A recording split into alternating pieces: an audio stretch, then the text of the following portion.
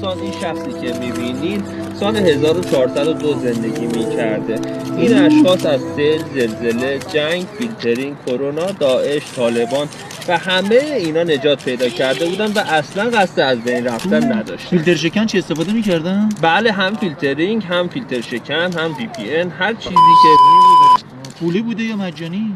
اون زمان همه چیز پولی بوده. درآمدشون از کجا بوده؟ حاصل درآمدی که به دست می آوردن انقدر و مخارجشون انقدر. اینقدر در می آوردن؟ بله.